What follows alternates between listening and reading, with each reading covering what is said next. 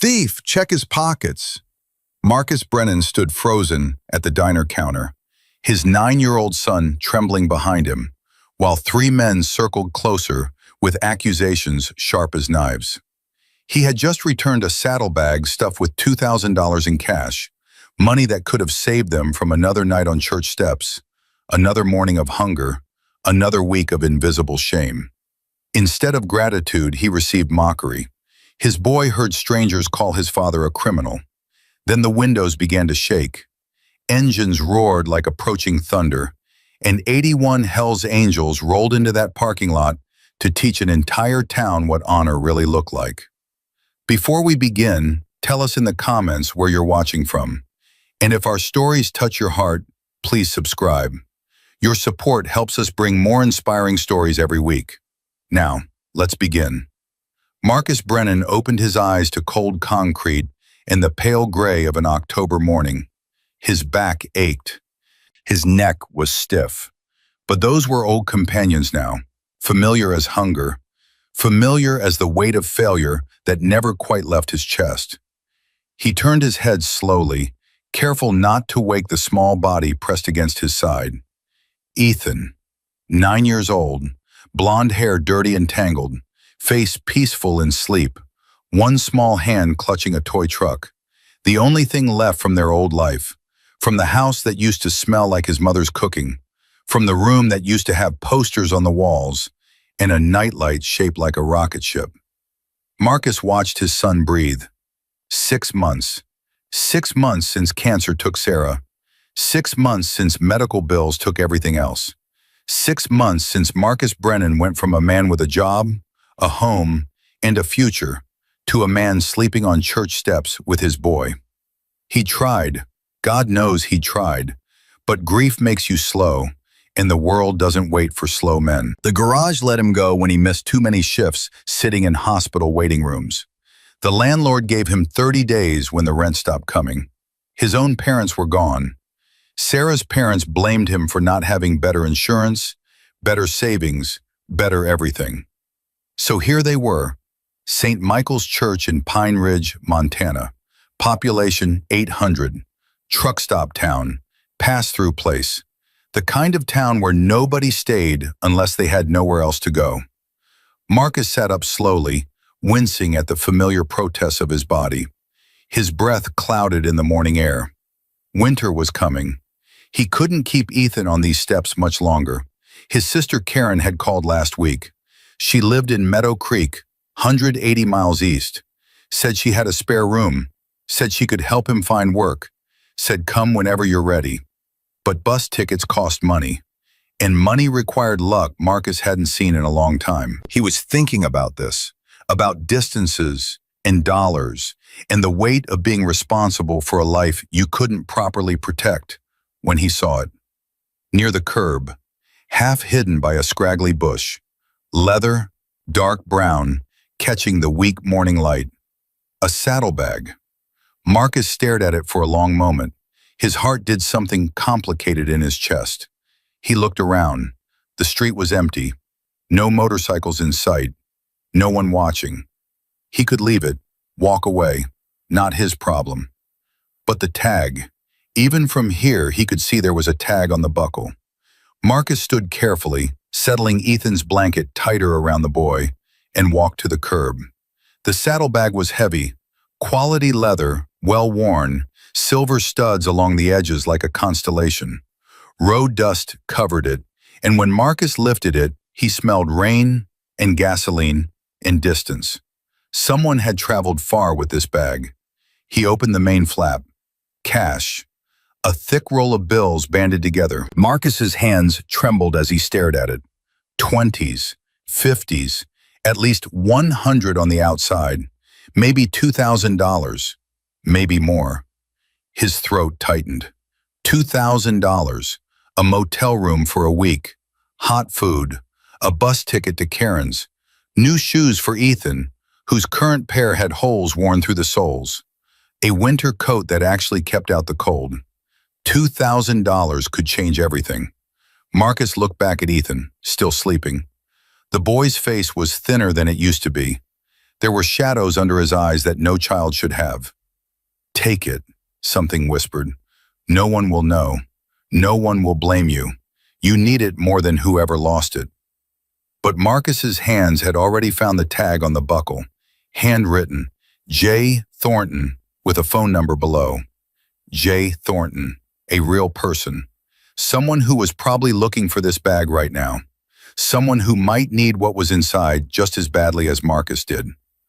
Marcus closed his eyes. Sarah's voice came to him, the way it did sometimes. Not a ghost, just a memory so clear it felt like presence. "You're a good man, Marcus. That's why I married you. Don't let the world make you less than what you are." He opened his eyes. "Ethan," his voice came out rough. "Ethan, wake up." The boy stirred, blinking confused blue eyes. "Dad? Is it morning?" "Yeah, buddy, it's morning." Marcus knelt beside him, the saddlebag heavy in his hands. "We've got something to do." Ethan sat up, rubbing his eyes. Then he saw the bag. "What's that?" "Something I found. Someone lost it." "Is there money in it?" Marcus paused. 9 years old, and already his son knew to ask about money. Already he understood that money was the difference between eating and not eating, between warm and cold, between safe and scared. "Yeah," Marcus said quietly, "there's money in it." Ethan's eyes went wide. "How much?" "A lot." Then Ethan stopped. His small face went through several expressions, landing somewhere between hope and something else. Something that looked like his mother when she was thinking hard about right and wrong. "We're returning it," Ethan said, not a question. Marcus felt his heart crack and mend in the same moment. "Yeah, buddy, we're returning it." "Okay," Ethan nodded, like this was obvious, like there was never any other option. That's what Mom would want. Marcus pulled his son into a hug, breathing in the smell of dirty hair and little boy sweat, and something that still, somehow, smelled like home. "That's right," he whispered. "That's exactly what Mom would want." The Silver Spoon Diner sat at the edge of town, right where the highway split. Truckers, travelers, locals who needed coffee strong enough to restart their hearts, they all passed through these doors. Marcus had been inside once before, 3 months ago, when he'd scraped together enough change for a cup of coffee and a chance to warm up. The owner, a woman named Linda, had let him stay for 2 hours without saying a word about it. He remembered that kindness now as he pushed open the door, Ethan's hand in his, the saddlebag tucked under his arm. The morning rush was in full swing. Forks clinked against plates, coffee steamed from cups. Conversation hummed low and steady, the kind of background noise that meant normal life was happening, the kind of noise Marcus had stopped expecting to be part of. He felt eyes on him immediately. A homeless man walking into a diner wasn't invisible. His torn jacket, his worn boots, the dirt under his fingernails, the boy with the ratty blanket still clutched in one hand. People noticed. People always noticed. Marcus kept his chin up and walked to the counter. Linda was there, gray hair pulled back, tired eyes that had seen everything twice. She looked at Marcus, looked at Ethan, looked at the saddlebag. "Morning," she said, careful. "Morning, ma'am." Marcus set the saddlebag on the counter. "Found this by St. Michael's. Tag says J. Thornton with a number. Was hoping you could call, let the owner know it's here." Linda's eyebrows rose. She picked up the tag, read it, then looked at Marcus with something new in her expression. "You found this? And you're returning it?" "Yes, ma'am." "Did you look inside?" Marcus met her eyes. "I did." A pause. Linda understood what he wasn't saying. She understood what that roll of cash must have looked like to a man in his condition. "I'll call right now," she said softly. "You and your boy want to sit? Warm up a bit?" Marcus shook his head. "We'll stand, thank you." He hated sitting when he couldn't afford to order. It felt like charity, and charity felt like failure, even when he knew that was pride talking, and pride was a luxury he couldn't afford. Linda dialed the number. It rang. Rang again. Went to voicemail. Mr. Thornton, this is Linda at the Silver Spoon Diner in Pine Ridge. Someone found your saddlebag and brought it in. Call us back when you can. She hung up. Might take a bit. You sure you don't want to sit? We're fine, ma'am. But they weren't fine. Marcus could feel Ethan shivering beside him. The boy was hungry. They both were. Last night's dinner had been half a sandwich from the church pantry, split between them. Dad. Ethan's voice was small. I'm cold. Marcus put his arm around his son. I know, buddy, just a little longer. That's when the whispers started. A corner booth held 3 men in work jackets, construction workers from the look of them. On break, killing time before a shift. They'd been watching since Marcus walked in. And now one of them, heavy-set, sunburnt neck, toothpick bobbing on his lip, said something to his friends that made them laugh. Marcus ignored it. He'd learned to ignore a lot of things in the past 6 months. But the man wasn't interested in being ignored. Hey, the voice was loud enough to carry. That's a nice bag, expensive looking. Marcus didn't turn. Where'd you find something like that? Silence would only make it worse. Marcus turned, keeping his voice even. By the church, St. Michael's. St. Michael's, huh? The man grinned. His name tag said, Ray. That where you sleep? The other two snickered. Yeah, Marcus said, it is. He wasn't ashamed. He refused to be ashamed. A man without a home was still a man, and his son was watching. But Ray wasn't done. Funny thing, Ray said, standing up from the booth. Homeless guy finds a valuable bag and brings it right to the diner in broad daylight, almost like he wants witnesses. Marcus's jaw tightened. I brought it to make a phone call. Sure you did. Ray walked closer, his friends following like shadows. I'm just saying, if I found a bag full of cash, I probably wouldn't advertise it. Unless the cash was already gone. You know what I mean? The cash is there. Is it? Ray leaned against the counter, too close, breath stale with coffee. All of it? All of it. See, I don't know about that. Ray looked at his friends, playing to his audience. I mean, how would we know? You're the one who found it. You could have taken whatever you wanted. Brought in what's left. Play the hero. Marcus felt Ethan press closer to his leg. The boy was trembling now, and it wasn't from cold. Dad, Ethan whispered. Why is he saying that? Marcus knelt, putting himself at his son's eye level, blocking out Ray and his friends and the whole ugly world. Listen to me, he said quietly. Some people see what they expect instead of what's real. We know the truth. That's enough. But he's being mean. I know, and that's his choice. Our choice is different. Marcus stood back up. Ray was still there, still smiling that sharp smile. Touching, Ray said. Teaching the kid the family business. Find, skim, act noble. Classic con. Something hot flared in Marcus's chest. He pushed it down. I return what isn't mine, he said, voice steady. That's what I teach him. Right, St. Marcus of the church steps. Ray laughed, and his friends laughed with him. You know what I think? I think, Ray, Linda's voice cracked like a whip. That's enough. Ray held up his hands, still grinning. Just asking questions, Linda. Free country. It's my diner. Sit down or leave. For a moment, Marcus thought Ray would push it further. But the big man just shrugged, winked at Marcus like they were sharing a joke, and sauntered back to his booth. The whispers continued. Quieter now, but still there. Still sharp. Still cutting. Marcus stood at the counter with his son pressed against him and waited. 10 minutes passed. The phone didn't ring. Linda tried the number again. Voicemail. Could be out of range, she said. Cell service is spotty around here. Marcus nodded. We'll wait. From the corner booth, Ray's voice drifted over. Not quite loud enough to be called out, but loud enough to be heard. 2 hours, I bet. He'll stand there 2 hours, then conveniently leave with the bag. Sorry, couldn't reach the owner. Classic. More laughter.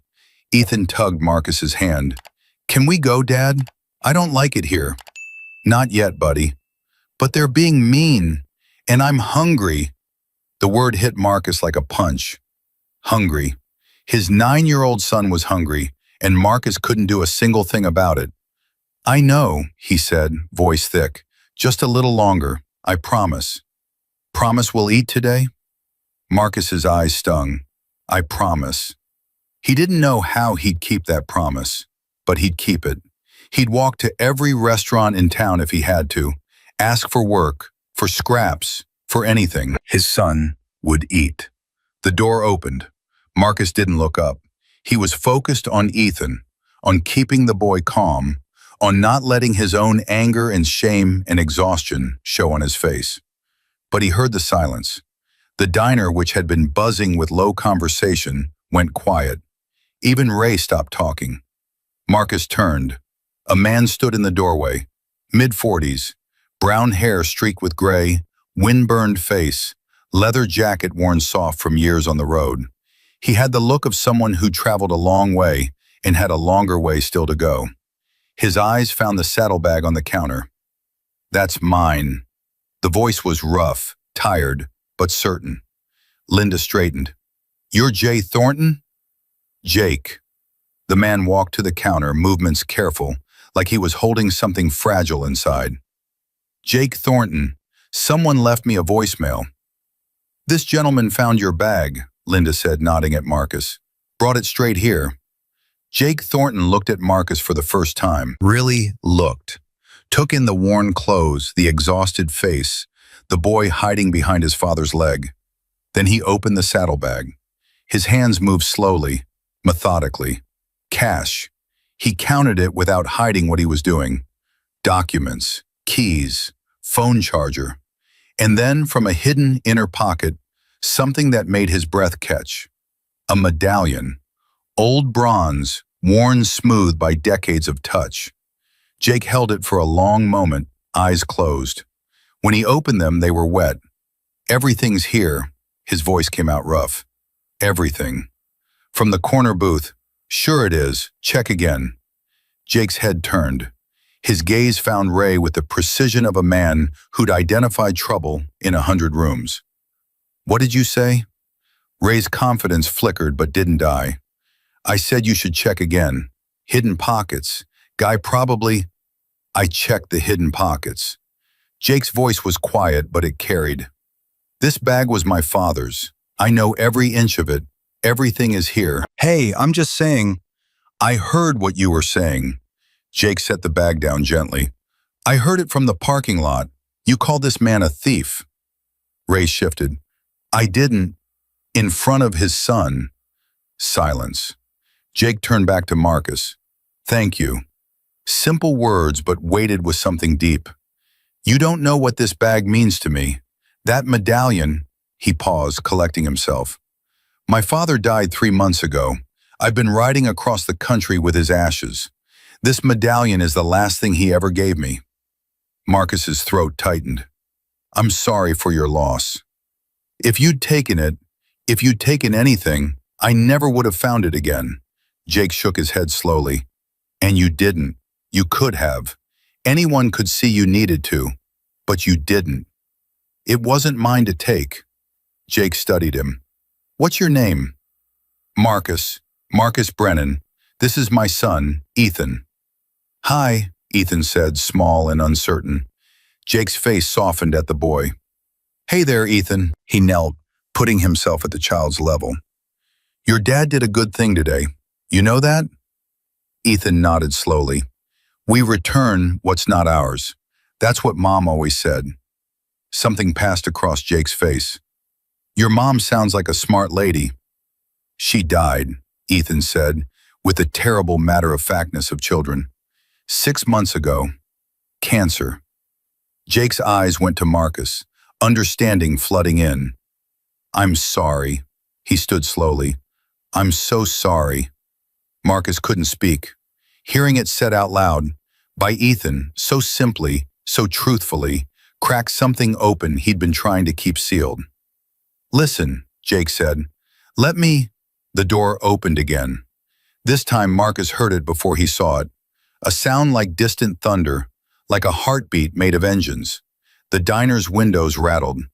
Linda looked up, coffee pot frozen in her hand. Ray and his friends went pale.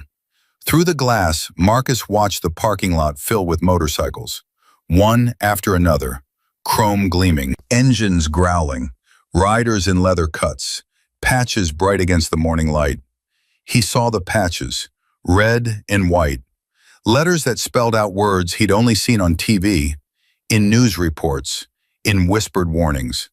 Hell's Angels. "Oh my God," Linda breathed. The engines cut off, one by one. In the silence that followed, Marcus heard his own heart pounding. The door opened. A man walked in.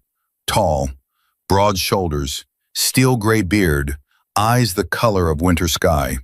His presence filled the room the way weather fills a valley, impossible to ignore, pointless to resist. Behind him, 10 more riders filed in, silent, watchful. Jake Thornton raised a hand. "Duke," he said. The gray-bearded man nodded. "Jake, got your message." Message. Jake had sent a message. While Marcus was standing here being insulted, while his son was shivering with hunger and fear, Jake Thornton had sent a message. Duke's eyes swept the room. They found Linda's trembling hands, found Ray's white face, found Ethan pressed against Marcus's leg, found Marcus himself standing straight despite everything, holding his ground. "You the one who returned the bag?" Duke asked. "Yes, sir." "Everything in it?" "Yes, sir." Duke nodded slowly. Then he turned to the rest of the diner. "Morning," he said. No one answered. Duke smiled, and it wasn't a friendly smile. "We're going to have a conversation," he said. "Some of you might want to listen." The silence in the Silver Spoon Diner was so complete that Marcus could hear his own heartbeat. Duke stood near the door, arms relaxed at his sides, but there was nothing relaxed about his presence. He filled the room the way a storm fills a valley, total, undeniable, impossible to ignore. Behind him, 10 Hell's Angels spread across the diner entrance. They didn't move aggressively. They didn't need to. Their stillness was more intimidating than any threat could be. Outside, through the windows, Marcus counted motorcycles. 20, 30, more pulling in, chrome gleaming in the morning light like weapons laid out for inspection. Ray hadn't moved from his booth. His face had gone the color of old paper. "Jake," Duke's voice was calm, almost conversational. "Fill me in." Jake Thornton stepped forward, the saddlebag still on the counter between them. "This man found my father's bag, everything in it, cash, documents, Dad's medallion. He brought it here to return it, didn't take a cent." Duke nodded slowly. His eyes moved to Marcus. "That true?" "Yes, sir." "How much cash we talking about?" Jake answered. $2,300, trip money, emergency fund. A murmur ran through the bikers near the door. $2,300. To men who understood the road, who understood need, that number meant something. Duke's gaze shifted to Ethan, still pressed against Marcus's leg. The boy was trembling, but he wasn't crying. He was watching with eyes too old for his face. "That your boy?" "Yes, sir. Ethan." "How old?" 9. Duke nodded again, something softening almost imperceptibly in his expression. Then his eyes found Ray. "You." One word, flat, final. Ray tried to stand taller. "Look, I don't want any trouble." "Then you shouldn't have started any." "I was just asking questions." "I heard your questions." Duke took a step forward, not threatening, just present, just closer. "I heard them from the parking lot. Windows were open." Ray's friends had gone completely silent. One of them was staring at his coffee like it contained the secrets of survival. "You called this man a thief." Duke's voice didn't rise. It didn't need to. "In front of his son, you said he was teaching the boy to hustle, to scam. You laughed at a 9-year-old child." "I didn't know." "Know what?" Duke cut him off. "Didn't know that someone might hear? Didn't know there'd be consequences? Or didn't know that the man you were mocking had just done something you'd never have the guts to do?" Ray's mouth opened and closed. No sound came out. Duke turned to the room, his voice carried to every corner, every booth, every frozen face. This man, he gestured to Marcus, found something valuable, could have walked away, could have taken what he needed, and looking at him, I'd say he needs plenty. Instead, he carried it here, waited here, got insulted here, all to do the right thing. He paused, letting that sink in. That's not nothing. That's everything. Linda's hands were shaking so hard she had to set down the coffee pot. Patrons at other tables had gone still as statues, forks frozen halfway to mouths. And you, Duke's attention returned to Ray. You decided that honesty looks like theft when the honest man is poor. You decided a father's integrity was a joke worth sharing with your buddies. Ray found his voice. I made a mistake. You made a choice. Duke's correction was gentle, which somehow made it worse. Mistake is spilling coffee. Choice is looking at a man and his hungry kid and deciding to make their bad day worse. Ethan tugged Marcus's hand, his whisper carried in the silence. Dad, I don't like this. Marcus knelt instantly, pulling his son close. It's okay. These men aren't going to hurt us. How do you know? Marcus looked up at Duke, at Jake, at the wall of leather and patches that had somehow become a shield instead of a threat. Because they're here to help, Marcus said. I think. Duke heard him.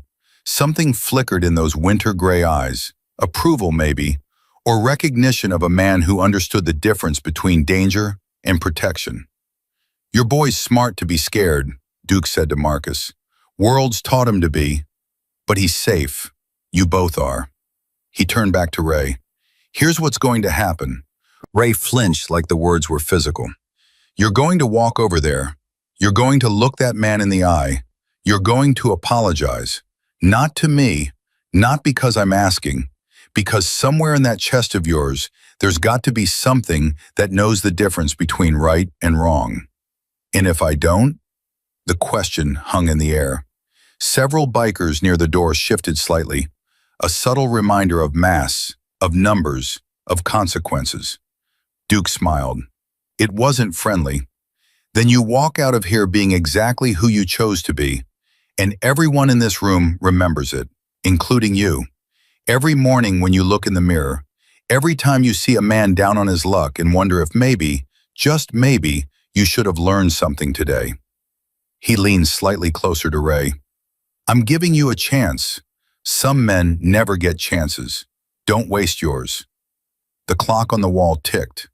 Once, twice, 3 times. Ray's friends were staring at their table like it might offer escape. One of them, the youngest, looked close to tears. Fine, Ray's voice cracked. Fine, I'll apologize. Not to me. I know. Ray stood slowly, like his legs weren't sure they wanted to cooperate. I know. He walked toward Marcus. Each step seemed to cost him something. Pride, maybe. Certainty. The comfortable armor of being right. He stopped 3 feet away. Marcus straightened, keeping Ethan behind him. His jaw was tight, but his eyes were steady. I'm sorry. Ray's voice came out rough, sandpaper on stone. I was out of line, way out of line. Marcus didn't respond. He waited. Ray swallowed hard. What I said about you teaching your kid to scam, that was wrong, dead wrong. You were doing a good thing and He stopped, started again. I made it ugly, because it was easier to laugh than to think. Still Marcus waited. And your boy, Ray's eyes finally moved to Ethan, who was peering around his father's leg with wary curiosity. I'm sorry, kid. Your dad's a good man. Better man than me, today. I shouldn't have scared you like that.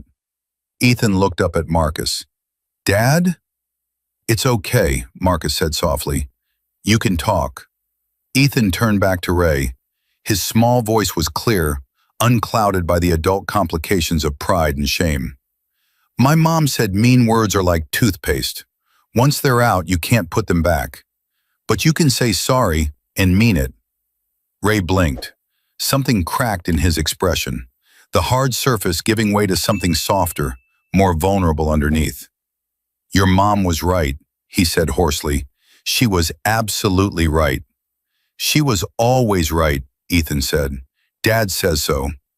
Ray looked at Marcus, really looked, perhaps for the first time seeing not a homeless man, not a target for easy contempt, but a father holding together a broken life with nothing but love and stubbornness. "I'm sorry," Ray said again. "I'm sorry for your loss, and I'm sorry I added to it." Marcus was quiet for a long moment. The diner held its breath. "I accept your apology," Marcus said finally. "Next time you see someone struggling, see a person first. That's all I ask." Ray nodded jerkily. Yeah, I will." He turned to go back to his booth, but Duke's voice stopped him. "You're friends, too." Ray looked at the two men still frozen at the corner table. His face hardened, not with anger, but with something like determination. "Get up," he told them. "Both of you, come apologize." They came. Slowly, reluctantly, but they came. The first one, a thin man with nervous eyes, couldn't quite meet Marcus's gaze. "I laughed when I should have helped. That's on me. I'm sorry." The second, older, weathered face managed to look at Ethan. "I judged what I don't know. I'm sorry, son. Sorry to your dad." Ethan considered them with the gravity of a small judge weighing evidence. Then he nodded solemnly. "Okay," he said. "Mom says everyone makes mistakes. It's what you do after that matters." The thin man's eyes glistened. He turned away quickly, heading back to the booth. Duke watched them go. Satisfaction wasn't quite the right word for his expression. Completion, maybe. A job done properly. "Linda," he said, turning to the counter, "we're going to need some coffee, and whatever the boy wants to eat." "I can't," Marcus started. "Wasn't asking." Duke's tone brooked no argument. "The boy's hungry. You said so yourself." Marcus's pride fought a brief, losing battle. "Thank you." "Don't thank me yet." Duke pulled out a stool and sat at the counter like he owned the place. Maybe, in this moment, he did. "Jake, tell me about the bag." Jake picked up the saddlebag, handling it with a tenderness that spoke of deep, personal meaning. "Dad's. He rode with it for 40 years. When he passed 3 months ago, I put his ashes in my saddlebag and started riding, coast to coast, spreading him at all the places he loved." Several bikers near the door nodded. His eyes closed briefly, and a small sound of pure pleasure escaped him. Marcus couldn't remember the last time his son had made that sound. "When did you two last eat proper?" Duke asked, watching. Marcus didn't want to answer. The truth was too heavy. "Yesterday morning," he said finally. "Church pantry had some bread." Duke's jaw tightened. He looked at Jake, and something passed between them. A silent conversation in a language Marcus didn't fully speak, but understood instinctively. "Linda," Duke said, "2 full breakfasts, eggs, bacon, toast, the works. Add it to our tab." "Duke, I really can't." "You can." Duke's voice was firm but not unkind. "You're going to sit there, you're going to eat, and you're going to let people help you. That's what's happening now." Marcus felt something crack in his chest. Not pain, release. The release of a man who'd been holding himself up for 6 months with nothing but willpower, finally allowed to lean against something solid. "Thank you," he whispered. "Don't thank me yet," Duke said again. "We're not done." He turned to address the bikers at the door. "Spread the word. I want everyone inside who can fit. We've got business." The riders moved. Some stepped outside, communicating with the others in the parking lot. Some positioned themselves around the diner, filling booths, lining the counter, creating a wall of leather and loyalty. Marcus watched them move. He'd spent his whole life hearing about the Hells Angels. News reports, TV shows, whispered warnings about dangerous men who lived outside the law. These men didn't look dangerous. They looked purposeful, like soldiers with a mission. Jake sat down next to Duke, the saddlebag on the counter between them. He opened it slowly, reverently, and pulled out the roll of cash. $2,300, he said, loud enough for the room to hear. All here, every cent. He looked at Marcus. You could have changed your whole week with this money. Maybe your month. Hell, maybe your year. He shook his head slowly.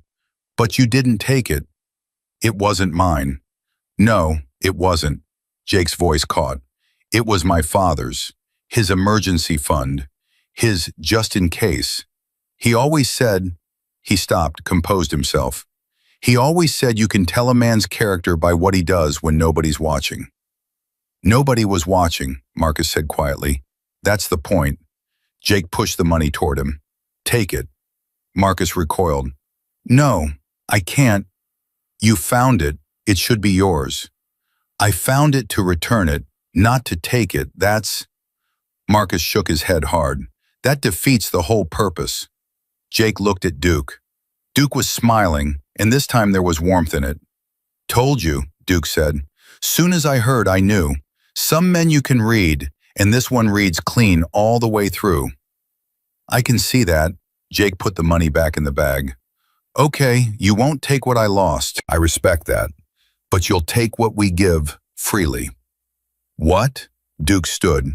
He didn't raise his voice, but somehow everyone in the diner heard him clearly. Brothers, you know why we're here.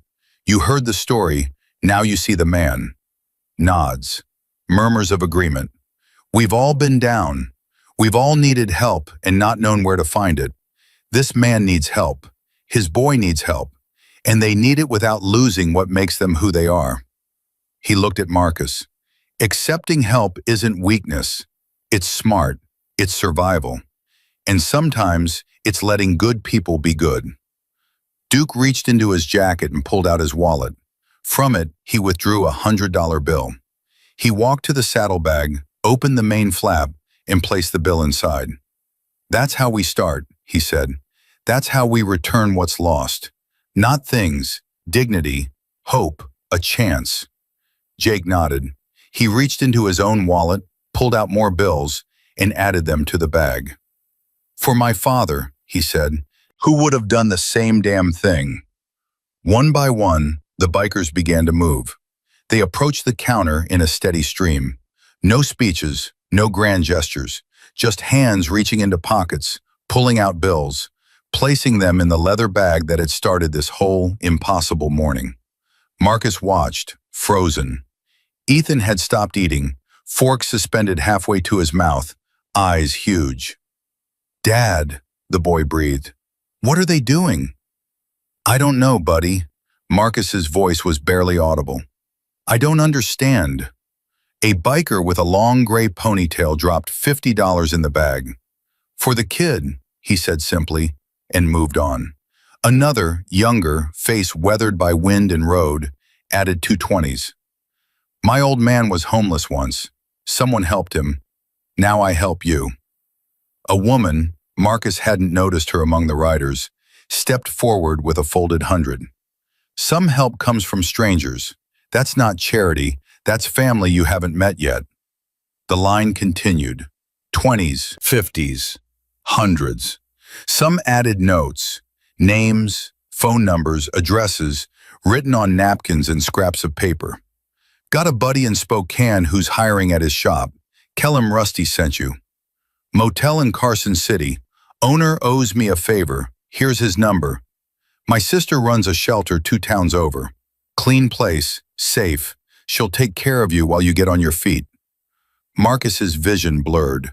He blinked hard, but the tears wouldn't stay back. 6 months. 6 months of being invisible.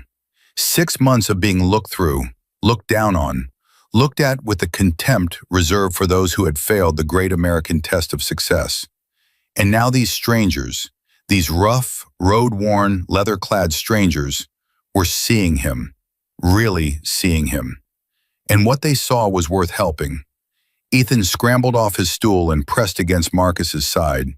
His small hand found his father's. Dad, are you crying? Marcus laughed, a wet, broken sound. Yeah, buddy, I think I am. But you never cry. I know. Marcus pulled his son close. Sometimes the good things hurt too. The line kept coming, Bikers from outside filtering in, hearing the story, adding their contribution. The saddlebag filled, bills stacking against leather like leaves against a dam. Duke stood back, watching with satisfaction that went deeper than simple pleasure. This was what his club was about, beneath the reputation, beneath the leather, beneath the patches that made straight citizens cross the street. This was the code. Family isn't blood, he said to no one in particular.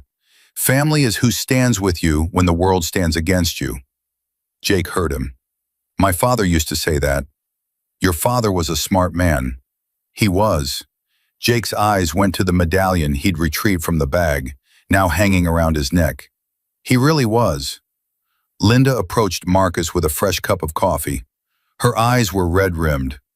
I've worked here 17 years, she said softly. I've never seen anything like this. Neither have I. Marcus took the coffee with shaking hands. I don't know how to. I can't. You don't have to do anything, Linda said. Just let it happen. Some moments you just have to let them happen. The door opened again. 3 more bikers entered, adding to the already crowded diner. Word was spreading through the parking lot, through the convoy of 81 motorcycles that had turned a small truck stop into something closer to sacred ground. Ray was still in his booth with his friends. They were watching everything with expressions Marcus couldn't quite read. Shame, certainly, but also something else. Wonder, maybe. The uncomfortable recognition of witnessing something that challenged everything they thought they knew. Duke noticed them watching. He walked to their table, standing over them with a presence that demanded attention without threatening violence. You're still here, he observed. Ray nodded jerkily. Didn't seem right to leave. After everything. Good. Duke's voice carried no judgment, only acknowledgement. Learning sometimes means watching. I've never seen. Ray stopped, started again. I've never seen people just give like this, to someone they don't know. Now you have. Duke looked back at the line of bikers still adding to the collection. What you do with that knowledge is your business. He walked away, leaving Ray to his thoughts. The count was happening publicly. Linda stood at the register, adding bills with practiced efficiency, announcing totals as they climbed. 1,500. Murmurs of approval. 2,000. The line kept moving. 2,800. Ethan was counting along, lips moving silently, eyes wide. 3,000. Marcus couldn't watch. He looked down at his hands, at the coffee cup trembling in his grip, at the simple, physical reality of being alive in this impossible moment. 3,500. Someone pressed a napkin into his hand. He looked up. An older biker, face mapped with wrinkles, eyes surprisingly gentle. From my wife, the man said. She's in the parking lot, too sick to walk in, but she wanted you to have this. Marcus unfolded the napkin. A $20 bill and a note. For your boy's new shoes, every child deserves to run. The tears broke free again. 4,000. The number landed like a physical blow. $4,000. Enough for a month of stability. Enough for first and last on a small apartment. Enough for a used car if he was careful. Enough for possibility. 4,200. 4,500. The diner had gone quiet now, everyone listening, everyone watching the impossible number climb. 4,800. Jake stepped forward with the last of his road money. For my father, he said again, placing the bills in the bag, who always said helping strangers was just helping friends you hadn't met. Linda counted the addition. 5,000 even. The words hung in the air like a benediction. $5,000. Ethan's whisper was the loudest sound in the room. 5,000. Dad, 5,000. Marcus couldn't speak. He could barely breathe. $5,000. More money than he'd seen in 6 months. More hope than he'd felt since the day Sarah closed her eyes and didn't open them. Duke approached him. His heavy hand landed on Marcus's shoulder, warm and solid. You've got a sister in Meadow Creek, he said, I heard you mention it. Marcus nodded, not trusting his voice. How far? 180 miles, east.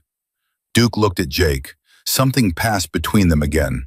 That silent language of men who'd shared roads and understood each other without words. Jake, Duke said, you said Tommy's looking to get rid of that old Chevy. Jake nodded. Been trying to sell it for months. Runs fine just sitting in his garage. Call him. Already did. Jake smiled for the first time since entering the diner. He said he'd been looking for a reason to let it go for the right person. I told him I found one. Marcus looked between them, not understanding. What are you saying? I'm saying, Duke said, that sitting outside in about 20 minutes is going to be a truck with your name on it. Not new, not fancy, but solid, reliable, enough to get you to your sister and to work once you find it. A truck. Marcus's voice came out strangled. You're giving me a truck? Lending, Duke corrected. You pay it forward when you're able. That's how this works. I can't. You can. Duke's grip on his shoulder tightened. You've been carrying your boy alone for 6 months, sleeping on church steps, going hungry so he can eat. You've earned every cent in that bag and then some. Don't let pride make you small when life's trying to make you big. Marcus looked at Ethan. His son was staring at him with an expression of fierce hope, the kind of hope only children can muster, the kind that believes in miracles because it hasn't learned yet that miracles are rare. Dad, Ethan said, please. One word, please.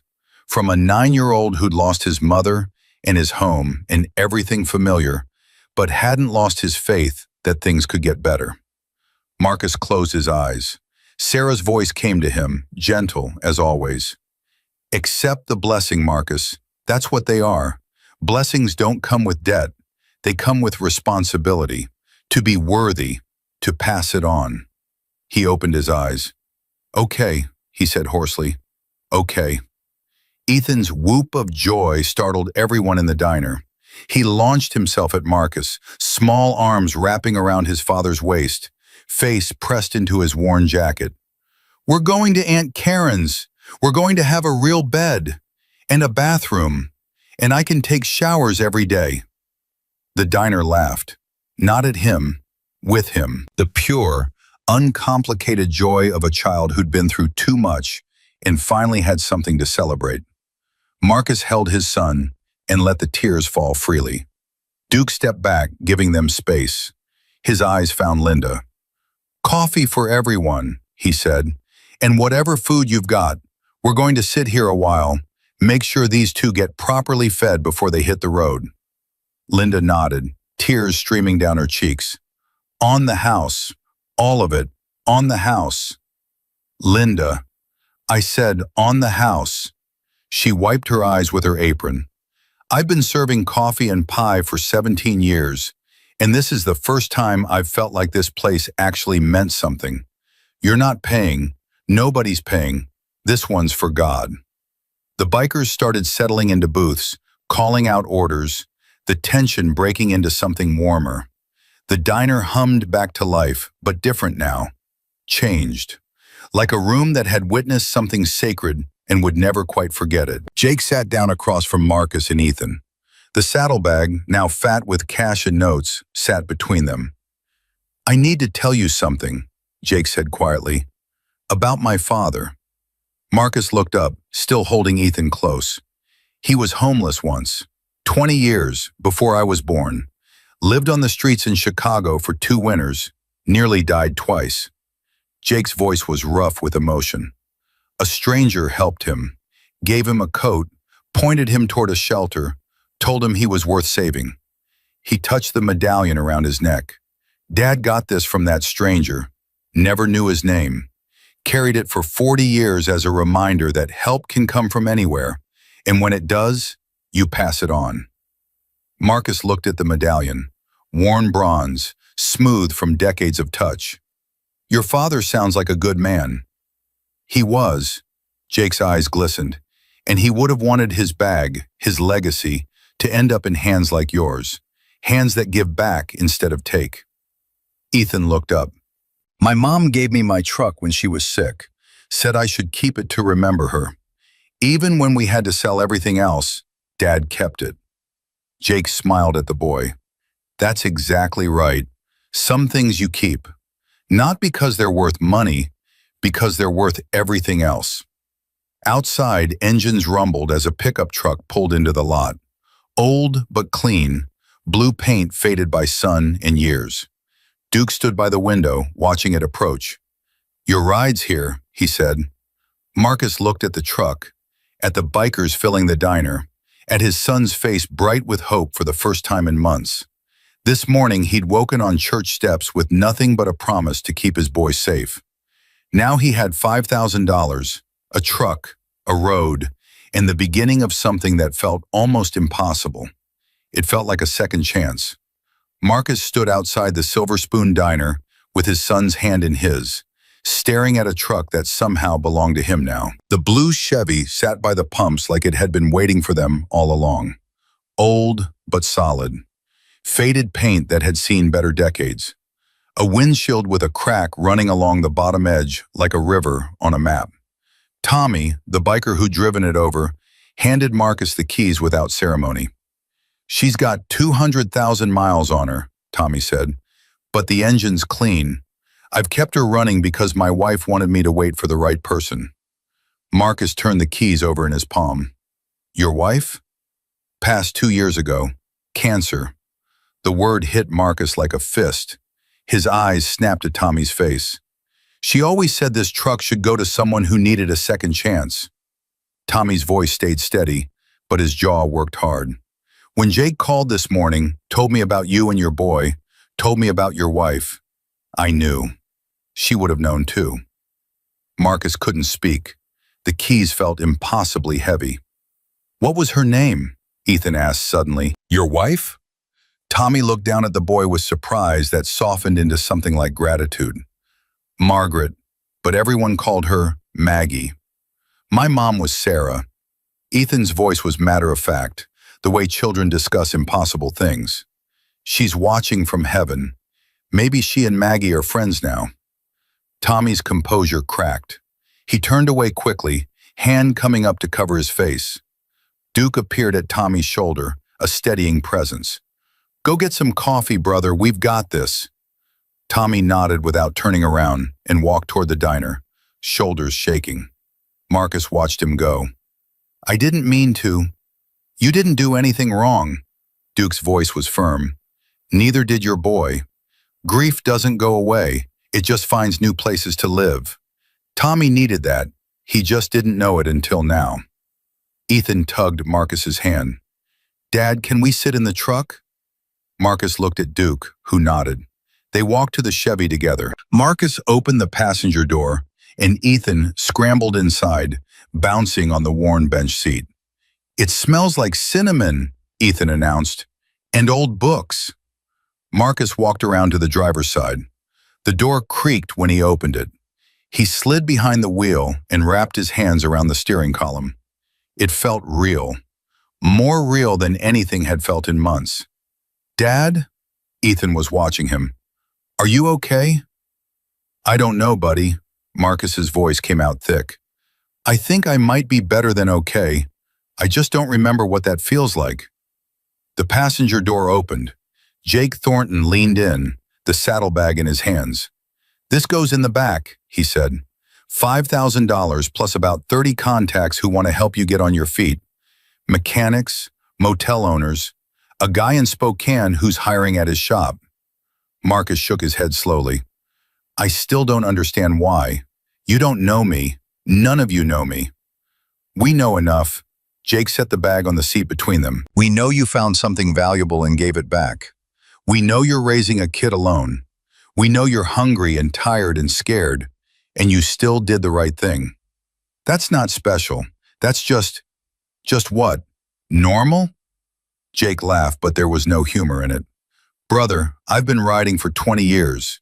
I've seen men steal from their own mothers. I've seen fathers abandon their kids for a poker game. I've seen good people turn bad the second money got tight. He leaned closer. What you did this morning isn't normal. It's rare, and rare things deserve protection. Marcus looked at the saddlebag, at his son, at this stranger who had somehow become something closer to a friend in the span of a morning. I don't know how to repay this. I already told you, you don't repay it, you pass it on. Jake straightened. Someday, somewhere, you're going to meet someone who needs help, and you're going to remember today. That's the only payment we need. He closed the door and stepped back. Through the windshield, Marcus watched the bikers milling around the parking lot. Some were checking their bikes. Some were smoking, talking, laughing. Some were just standing, faces turned toward the morning sun, like men who'd learned to appreciate simple warmth. 81 of them. 81 strangers who'd turned his worst morning into something that felt like grace. Duke appeared at the driver's window. You ready to talk plans? Marcus nodded. Your sister's in Meadow Creek, 180 miles. You got enough gas money in that bag to get there 3 times over, but we're not sending you alone. What do you mean? Duke smiled. We ride together. That's what we do. We'll escort you to the county line. After that, you're on your own road. But the first 50 miles, you've got backup. Marcus felt his throat tighten. Why? You've already done so much. Because it's what's right. Duke's eyes were steady. And because your boy's watching, he's learning what men do for each other. That lesson matters more than any money in that bag. Ethan leaned across the seat. You mean all those motorcycles are going to ride with us? That's right, son. Ethan's face transformed. Pure, uncomplicated joy broke across his features like sunrise. Dad, did you hear? We get to ride with all the motorcycles. Marcus laughed. It surprised him, the sound, the feeling, the way his chest suddenly felt lighter than it had in months. I heard, buddy. I heard. Duke nodded with satisfaction. We roll in 30 minutes. Get some food in you first. Linda's got plates waiting. He walked away and Marcus sat in the truck with his son, keys in his hand, the weight of the morning pressing down on him like a blessing and a burden all at once. Dad? Ethan's voice was small now. Is this really happening? I think so. It's like a movie, like one of those movies where everything is bad and then it gets good. Marcus pulled his son close. It's better than a movie, buddy. It's real. They went back inside. The diner had transformed. What had been a hostile space 2 hours ago was now something closer to a celebration. Bikers filled every booth, every stool. The air smelled like coffee and bacon and something Marcus couldn't name until he recognized it. Community.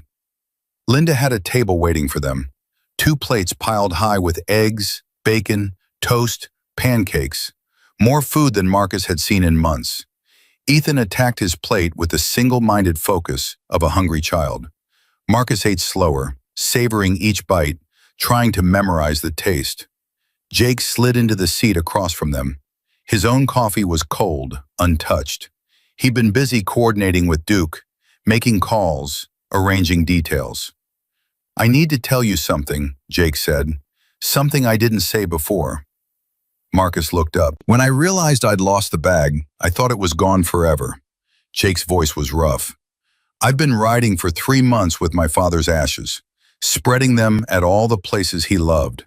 The bag had some of those ashes in a small container. Just a little, enough for a few more stops. Marcus stopped eating. When I got Linda's voicemail, I was 3 hours away. I rode like hell to get here. Didn't even know if I'd find anything. Figured whoever found the bag would take the cash and dump the rest.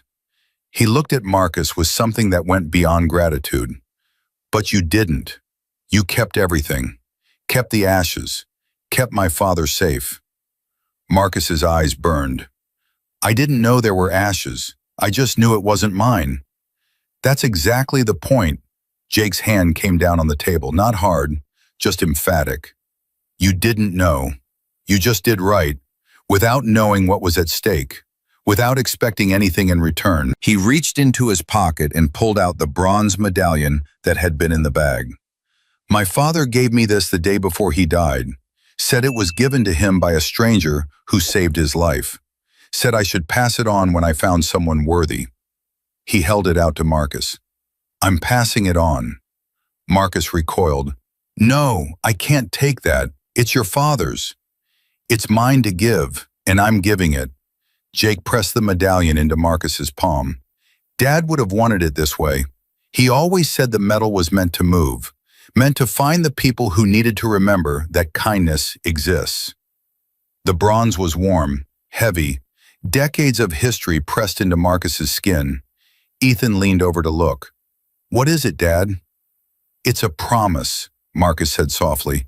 A promise to be good, to pass it on. Like Mom always said. Yeah, buddy, exactly like Mom always said. Duke approached the table. We're almost ready. Few more minutes. Marcus looked at him. I need to do something first. He stood up, the medallion still in his hand.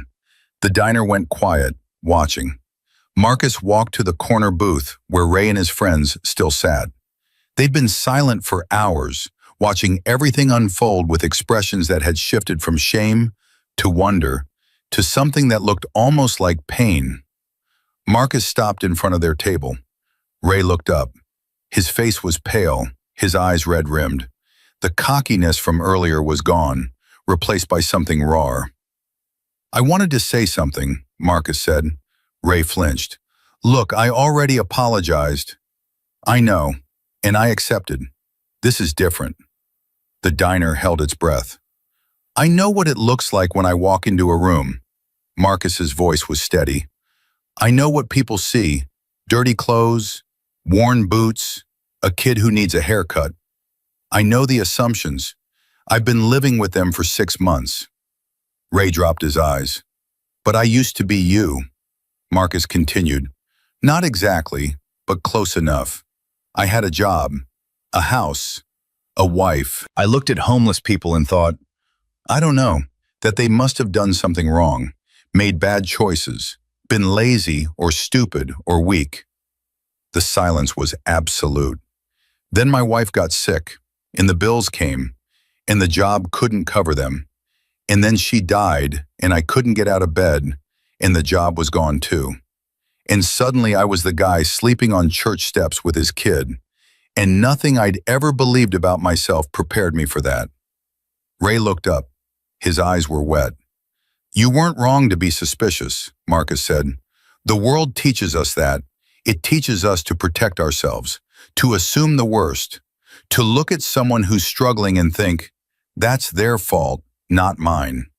He held up the medallion. But this morning, a bunch of strangers decided to believe something different. They looked at me and saw a man, not a failure. They gave me a second chance I didn't earn and couldn't repay. Marcus set the medallion on the table in front of Ray. So I'm giving you a second chance too. Not because you deserve it, but because that's what second chances are. You pass them on. Ray stared at the medallion like it might bite him. What am I supposed to do with this? Remember today. Marcus's voice was simple. Remember what happened. And the next time you see someone struggling, don't laugh. Help. That's all. Just help. Ray picked up the medallion with trembling fingers. His friends watched in silence. Ray's voice broke. I don't know if I can be that person. Neither do I, but you won't know unless you try. Marcus turned to walk away, but Ray's voice stopped him. Wait. Marcus turned back. Ray was standing now, the medallion clutched in his fist. His jaw was working hard, fighting against something. I want to... He stopped, started again. Can I give something? To your boy? Marcus didn't answer. He just waited. Ray reached into his wallet.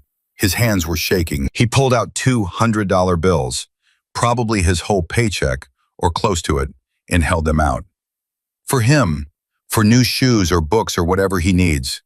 I know it's not much after what they gave you, but... He trailed off, looking lost. I want to be part of the good thing. Just a little. Marcus looked at the money, at Ray's face, at the transformation happening in real time. Keep your money, Marcus said softly. You've got your own bills to pay. No, please. I mean it. Marcus put his hand on Ray's shoulder.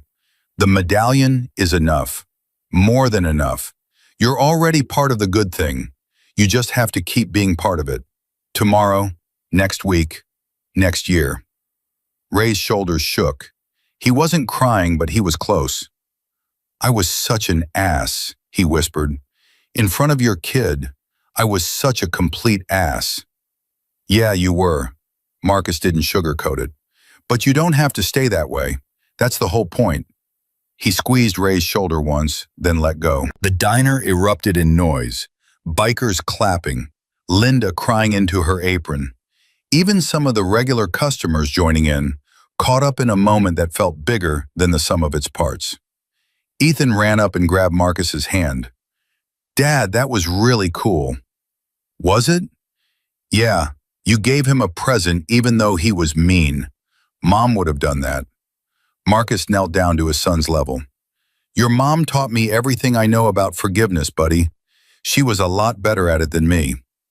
She's still teaching you. Ethan said it with the certainty of a child who believed in things adults had forgotten how to believe in. From heaven, she's still teaching us both. Marcus hugged his son tight, right there in the middle of the Silver Spoon Diner, surrounded by 81 bikers and a handful of locals who had all witnessed something they'd never quite forget. Duke cleared his throat. Time to roll. The diner emptied out slowly, bikers settling their tabs, shaking hands with Linda, filing out to their bikes. The thunder of engines starting up shook the windows. Marcus and Ethan walked to the truck. The saddlebag sat on the seat, fat with money and hope. Jake was waiting by the driver's door. Listen, he said, I know you've got a long road ahead, not just the miles to your sisters, the months after, the years. Rebuilding a life isn't easy. I know. But you're not alone anymore.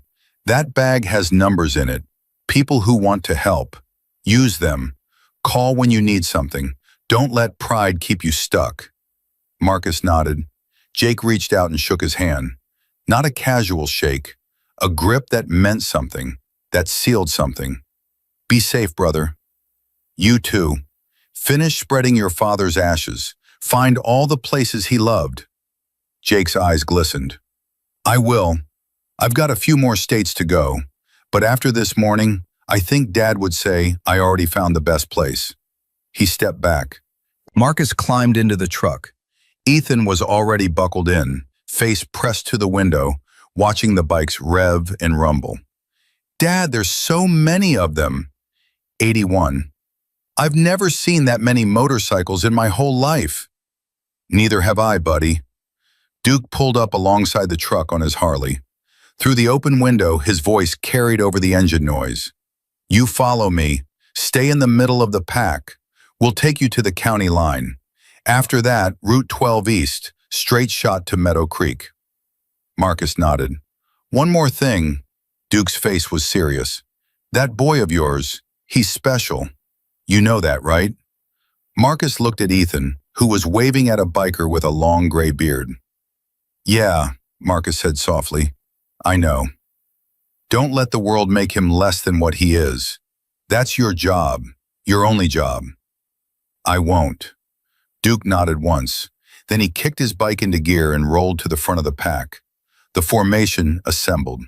A V shape of chrome and leather, with the old blue Chevy at its heart, like a protective shell, like a family. Marcus turned the key. The engine caught, coughed once, then settled into a steady rhythm. Ethan grabbed his hand. Ready, Dad?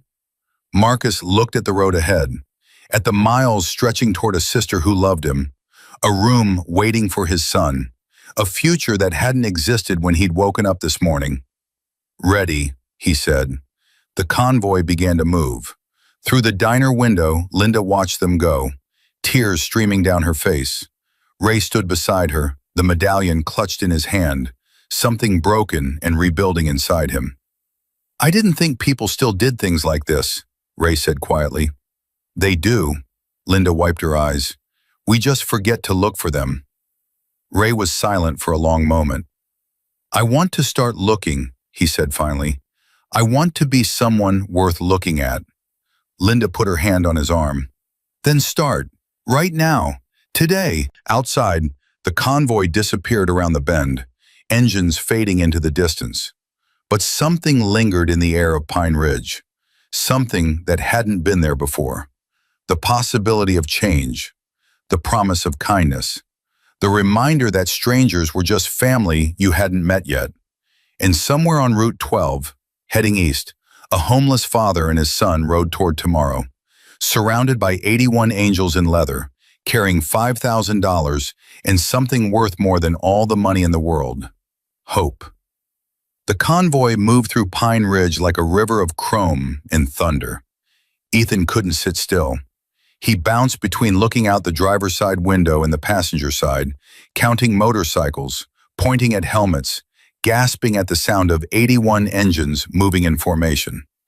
"Dad, look at that one. He's got flames on his bike." "I see it, buddy. And that one has a dog in his sidecar. An actual dog." Marcus glanced over. Sure enough, a grizzled biker had a German shepherd wearing goggles in his sidecar, tongue lolling happily in the wind. "His name's Diesel." Marcus looked at Duke, who had pulled alongside the truck. "The dog," Duke clarified, "rides with Hammer everywhere. Been doing it for 12 years. Ethan pressed his face to the window. "Can I pet him when we stop?" "We'll see." Duke accelerated back to the front of the pack, and Marcus focused on the road. His hands were sweating on the wheel, not from fear, from something else, something he couldn't quite name. The last time he'd driven a vehicle, it had been Sarah's car. He'd sold it 3 months ago for $1,500 that had lasted exactly 6 weeks. Rent, medical bills that kept coming even after she was gone. Food, diapers that Ethan had outgrown but that Marcus kept buying out of habit, out of the desperate hope that if he maintained the routines of their old life, somehow that life would return. It hadn't. But this truck felt different. It felt like beginning. "Dad?" "Yeah, buddy. Are we going to live with Aunt Karen forever?" Marcus considered the question. He'd been avoiding thinking about forever. Forever was too big, too heavy. "For a while," he said carefully, "until I can find work, get us our own place." "Will I go to school?" "Of course you'll go to school." "A real school? With other kids?" The question hit Marcus harder than he expected. 6 months. His son had been out of school for 6 months. No friends, no teachers, no normal. "Yeah, buddy, a real school with other kids." Ethan was quiet for a moment. Then, "I don't know if I remember how to make friends." Marcus's throat tightened. "What do you mean?" "I used to be good at it, at my old school. But that was before Mom got sick, and then we had to move, and then we didn't have a house. And now..." Ethan's voice trailed off. "What if the other kids can tell that we were homeless?" The word hung in the air between them. Homeless. Ethan had never said it before. Marcus had avoided saying it too, as if not naming it might make it less real. "Listen to me." Marcus kept his voice steady. "What happened to us doesn't define us. It's something we went through, not who we are." "But what if they find out?" "Then they find out." Marcus reached over and squeezed his son's hand. "And you tell them the truth. Your mom got sick. Your dad did his best. Things got hard, and then things got better. Because of the motorcycle guys? Because of a lot of things. The motorcycle guys, Aunt Karen, and us. We didn't give up, Ethan. That matters more than anything else." Ethan was quiet, processing. Then, "I think the motorcycle guys are really cool." Marcus laughed. "Yeah, I think so too." The convoy reached the edge of Pine Ridge. Marcus watched the town disappear in his rearview mirror. The church where they'd slept. The diner where everything had changed. The streets he'd walked with his son looking for work, for food, for any kind of hope. Good riddance, he thought. Then immediately, no, not good riddance. Something had happened in that town. Something that had changed him, changed Ethan, changed, maybe, some of the people who'd witnessed it. Good memory, he corrected himself. A good memory to carry forward. The highway stretched ahead, empty and open. Duke raised his hand and the convoy slowed, pulling to the side of the road. Marcus stopped the truck, confused. Duke dismounted and walked back to the driver's window. County line's just ahead. This is where we leave you. Already? 50 miles goes fast when you're moving. It had felt like minutes. Marcus looked at the line of motorcycles idling behind him, the men and women who had given up their morning to escort a stranger and his son toward a new life. I don't know what to say. Don't say anything. Duke's voice was gruff but warm. Just remember what happened today. Remember it when things get hard. Remember it when you're tempted to give up. I will. And that boy of yours. Duke looked past Marcus to Ethan, who was watching with wide eyes. Keep teaching him what you've been teaching him. The world needs more people like him. Like him? Like both of you. Duke stepped back. Safe travels, Marcus Brennan. Safe travels, Ethan. Ethan waved. Bye, Duke. Tell Diesel I said bye, too. Duke's face cracked into something that might have been a smile. I'll tell him. He walked back to his bike. One by one, the other riders approached the truck, offering handshakes through the window, words of encouragement, final pieces of advice. Route 12 East, straight shot, can't miss it. Gas station in about 40 miles. Good prices, clean bathrooms. You need anything, you call. Numbers are in the bag. Take care of yourself, brother. Take care of that boy. Hammer brought Diesel to the window, and Ethan got to pet the dog while laughing with pure joy. It was the first time Marcus had heard his son laugh like that in months. Then Jake Thornton approached. He didn't say anything at first, just stood by the window, looking at Marcus with an expression that held too many emotions to name. I've been thinking, Jake finally said, about what would have happened if you'd been different. If you'd taken the money and walked away. I couldn't have done that. I know, that's the point. Jake reached through the window and gripped Marcus's shoulder. My father spent his whole life looking for proof that good people existed. He found it sometimes, not often enough, but he kept looking. Jake's voice thickened. This morning I found it. In you, in your son, in the choice you made when no one was watching. He squeezed Marcus's shoulder hard. You gave me something I can't repay.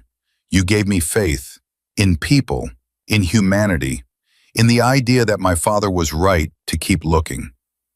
Marcus didn't trust his voice. He just nodded. Finish your journey, Jake said. Raise your boy, build a life, and someday tell him about today. Tell him that his father was the kind of man who made strangers believe in miracles. Jake stepped back. He raised his hand in a gesture that looked almost like a blessing. Then he walked to his bike, straddled it, and kicked the engine to life. Duke's voice rose over the rumble. Roll out! The formation turned. 81 motorcycles moving as one, heading back the way they'd come. Back to their own lives, their own roads, their own stories. Marcus watched until the last bike disappeared around a bend. The thunder faded. The silence that followed felt enormous. Dad? Ethan's voice was small. I'm going to miss them. Me too, buddy. Do you think we'll ever see them again? Marcus considered lying, considered saying, yes, of course, definitely. But Ethan had been through too much for lies. I don't know, he said honestly. Maybe. But even if we don't, we'll remember them, and they'll remember us. That's almost like seeing them again. Yeah, it kind of is. Marcus put the truck in gear and pulled back onto Route 12, heading east, heading toward Karen, heading toward tomorrow. The miles passed in a rhythm of their own. Ethan fell asleep after the first hour, exhausted by the morning's emotions. Marcus drove in silence, watching the road unfold, thinking about everything and nothing. The truck ran smooth. Tommy's wife Maggie had been right. It had been waiting for the right person. Marcus could feel it in the way the engine responded, the way the steering tracked true, the way the whole vehicle seemed to settle under his hands like it knew where it was going. He thought about Sarah, about the way she used to ride with her feet on the dashboard, singing along to the radio, making up wrong lyrics just to make him laugh. She would have loved this morning, would have cried and laughed, and probably tried to adopt Duke as an honorary uncle. "You would have been proud of me today," he said quietly. "I did what you taught me. I did right." The truck hummed its agreement. Around noon, Marcus pulled into a gas station. Ethan woke up slowly, blinking at unfamiliar surroundings. "Where are we?" "About 60 miles from Aunt Karen's. Thought we'd get some gas, stretch our legs." "Can I have a snack?" Marcus reached for the saddlebag. $5,000. The number still didn't feel real. He pulled out a 20, staring at it like it might disappear. "Yeah, buddy, you can have a snack." They went into the station together. Ethan made a beeline for the candy aisle while Marcus paid for gas and coffee. The clerk, a teenage girl with purple hair and a nose ring, gave them a bored glance. 20 on pump 3. "Thanks." Marcus was heading for the door when a voice stopped him. "Excuse me, sir?" He turned. An older man was standing near the magazine rack, watching him with an expression Marcus couldn't read. "Yeah? That's your truck outside? The blue Chevy?" Marcus tensed. "Why?" "I saw you pull in." The man took a step closer. "You had a Hells Angels escort on the highway. Saw you from about 2 miles back. Whole convoy must have been 50, 60 bikes." 81. The man's eyebrows shot up. 81? "What'd you do, save the president?" "Just returned something that wasn't mine." The man stared at him, waiting for more. Marcus didn't offer it. "Well," the man said slowly, "must have been something important. I've never seen them do that, not for anyone." "It was a saddlebag. Belonged to one of their members." "And they escorted you for that?" There was more to it. Marcus looked toward the candy aisle, where Ethan was carefully examining every option. "But yeah, that's the short version." The man was quiet for a moment, then he reached into his pocket and pulled out a business card. "Name's Walter Green. I own a mechanic shop about 3 miles from here." He handed Marcus the card. "If you're ever looking for work, stop by. I'm always looking for guys with character." Marcus looked at the card. "How do you know I have character?" "You had 81 Hells Angels riding escort for returning a saddlebag." Walter smiled. "That's not nothing, son. That's something." He tipped his cap and walked out of the station. Marcus stood there holding the card, feeling the weight of everything that had happened pressing down on him again. Not heavy, not crushing, just present, reminding him that this morning had been real. Ethan appeared at his elbow with a bag of chips and a chocolate bar. "Who was that?" "Just someone who offered me a job." "A job? Already?" "Looks like it," Ethan grinned. "That's awesome, Dad. Are you going to take it?" Marcus looked at the card again, then at his son, then at the road stretching east through the window. "Let's get to Aunt Karen's first," he said. "Then we'll figure out the rest." They got back in the truck. The afternoon sun was warm through the windshield, and Ethan munched his chips happily, pointing out interesting clouds and license plates from faraway states. The miles melted away. Around 3 o'clock, Marcus saw the sign, Meadow Creek, 20 miles. His heart rate picked up. Suddenly, everything felt very real, very immediate, very terrifying. What if Karen had changed her mind? What if there wasn't really room? What if he was bringing his problems into her life and making everything worse? "Dad?" Ethan's voice cut through the spiral. "You're gripping the wheel really hard." Marcus forced his hands to relax. "Sorry, buddy. Just nervous." "About Aunt Karen?" "Yeah." "Why? She's nice." "She is nice, but..." Marcus struggled to find the words. "We haven't seen her in a long time, and a lot has changed. I don't want to be a burden." Ethan considered this with the seriousness of a small philosopher. "Mom said family isn't a burden. Family is just people who love you even when you're messy." Marcus's eyes stung. When did she say that? When I broke her favorite vase. I was crying because I thought she'd be mad, and she said families don't work like that. Families forgive messes. Marcus reached over and ruffled his son's hair. Your mom was the smartest person I ever knew. I know. Ethan said it without arrogance, just fact. That's why we have to listen to her, even now. The sign for Meadow Creek appeared. Marcus took the exit, following the GPS directions he'd memorized from a map in the saddlebag. Left on Main Street, right on Oak Avenue, third house on the left. And then they were there. Karen's house was small and neat, with a porch that wrapped around the front and a maple tree in the yard that was just starting to turn orange. A dog was barking inside. Marcus could hear it through the closed door. He parked the truck and sat there, unable to move. Dad? Ethan was already unbuckling his seatbelt. Aren't we going in? Just give me a second, buddy. The front door opened. Karen stepped onto the porch. She looked older than Marcus remembered, gray in her hair that hadn't been there at Sarah's funeral, lines around her eyes that spoke of her own struggles. But her face, when she saw the truck, transformed into something that was pure light. Marcus!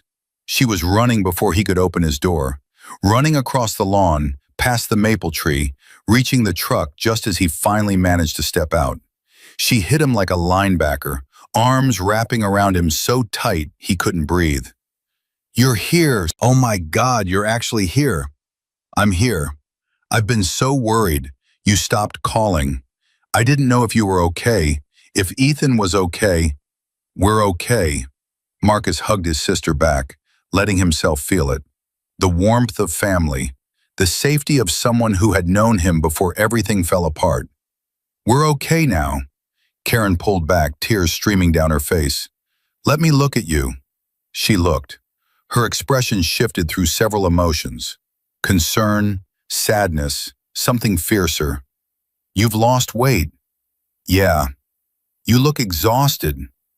Yeah. When did you last have a proper meal? This morning, actually. Marcus almost laughed. It's a long story.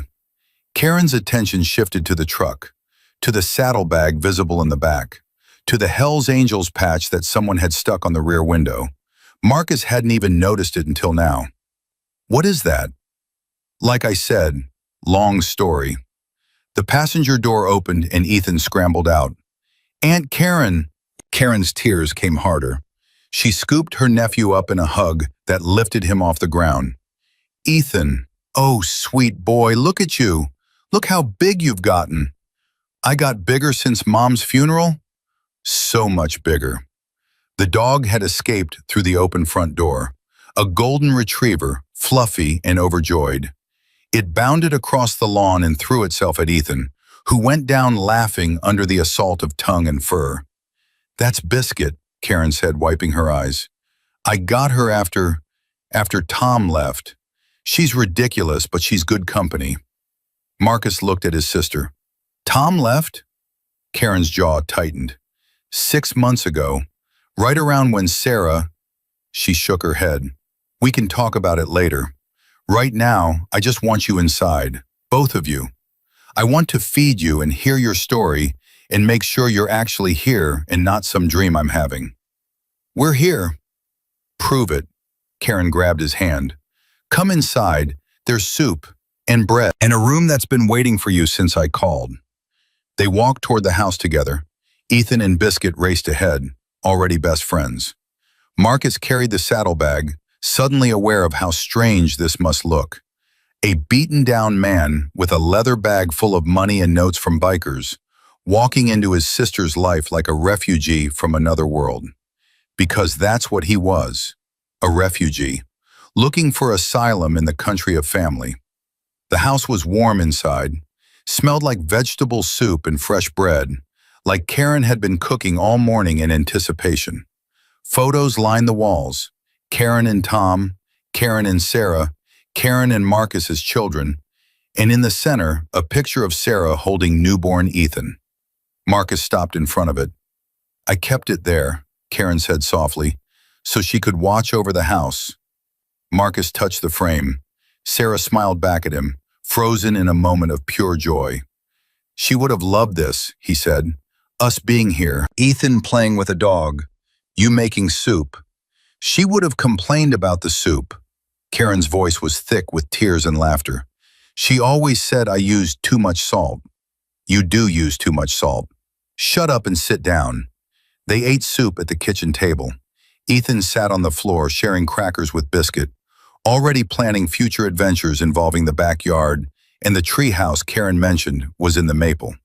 And slowly, between spoonfuls, Marcus told the story.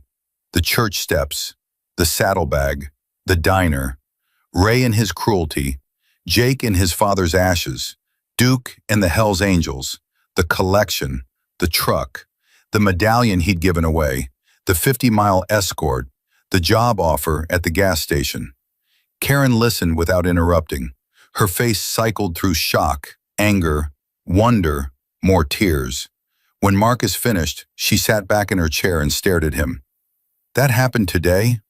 Started at sunrise, feels like a year ago. Marcus, Karen reached across the table and took his hand. I don't even know what to say. That's a miracle. It doesn't feel like a miracle. It feels like, he searched for the right word, like consequence. Like I did something small, and the universe answered with something big. That's what miracles are. Karen squeezed his hand. Small things that ripple into big ones. You choosing to be honest, Jake choosing to call his club, Duke choosing to help. All those small choices adding up to this.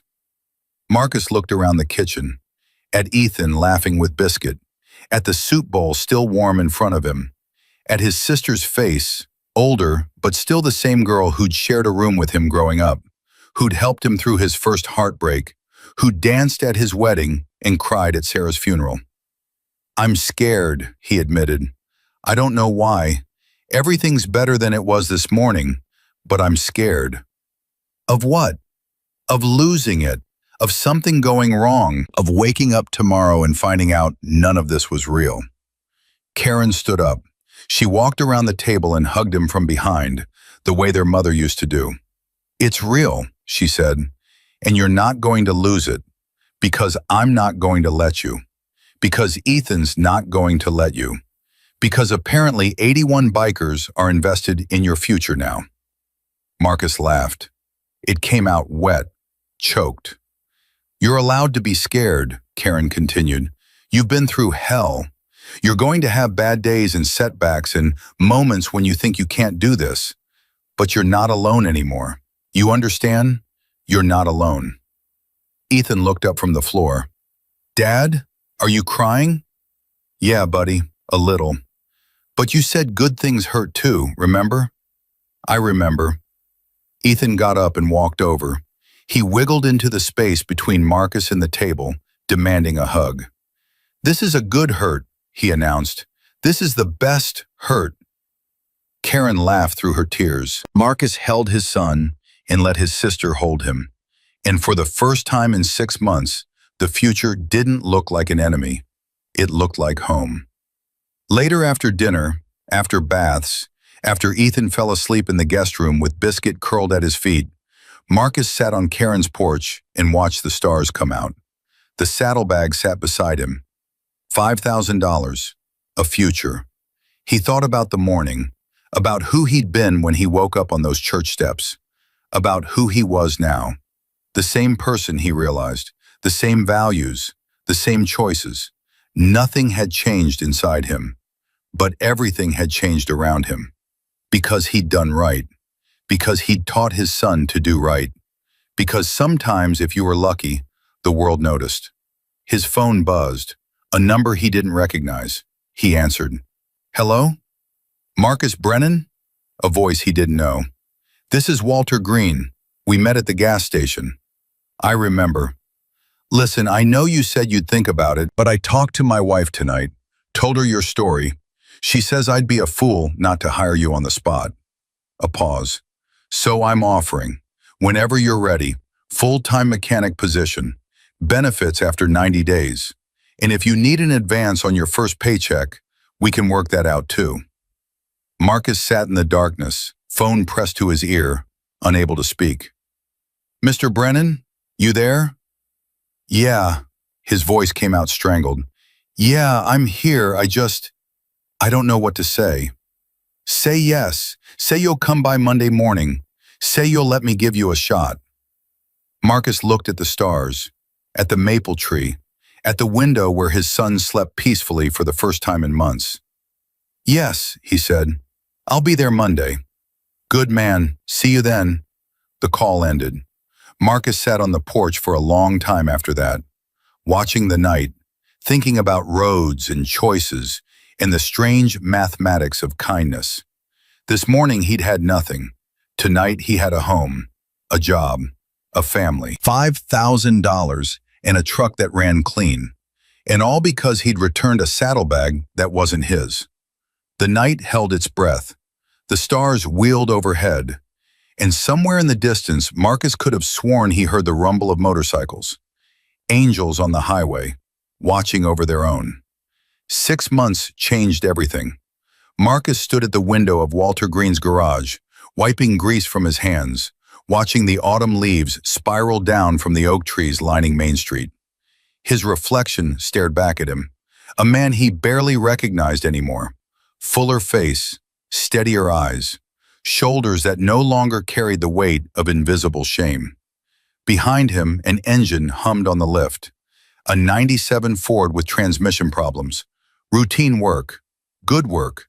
The kind of work that let him think while his hands stayed busy. Brennan! Walter's voice echoed across the shop. Customer out front asking for you specifically. Marcus set down his rag and walked through the garage. The front office was small, cluttered with auto parts catalogs and coffee cups that never quite made it to the trash. A woman stood at the counter, maybe 60, silver hair pulled back in a neat bun. Are you Marcus? She asked. Yes, ma'am. My son told me to come here, said you'd take care of me right. She smiled, and there was something familiar in it. His name's Ray Morrison, from Pine Ridge. Marcus froze. Ray, the man who'd called him a thief, the man who'd mocked him in front of Ethan, the man Marcus had given the medallion to. You know my boy?